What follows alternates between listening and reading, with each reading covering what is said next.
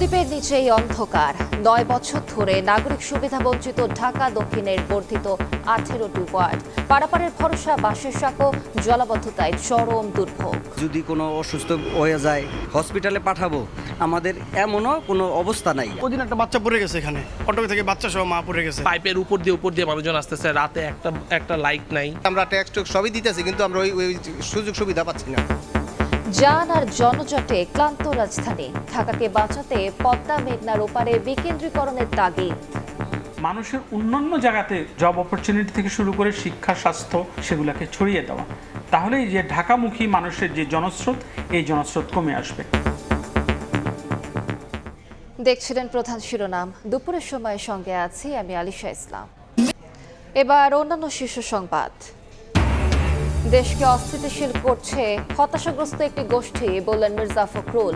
মন্ত্রীদের নজর নিজ এলাকায়, উন্নয়ন নিয়ে বিএনপি সরকারের বিরুদ্ধে বৈষম্যের অভিযোগ জামাতের। চট্টগ্রামে বাসা থেকে ডেকে নিয়ে যুবককে গুলি করে হত্যা, ঘটনার মাঝে পড়ে গুলিবিদ্ধ শিশু, অবস্থা আশঙ্কাজনক, আটক হয়নি কেউ। হাম আক্রান্ত শিশুর নতুন আতঙ্ক চিকেন পক্স, বাড়ছে সংক্রমণ পরবর্তী জটিলতাও, ভাইরাসের চরিত্র বদলেছে কিনা নিশ্চিত হতে বিশ্বজুড়ে চলছে গবেষণা।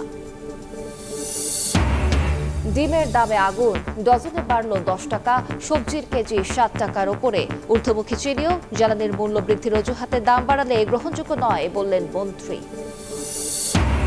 এবং পশ্চিমবঙ্গে নতুন মুখ্যমন্ত্রীর শপথকাল, অমিত শাহর সঙ্গে বৈঠকে আজ নাম চূড়ান্ত করবে বিজেপি। মমতাকে অব্যাহতির প্রতিবাদে রাজ্য জুড়ে থমথমে পরিস্থিতি।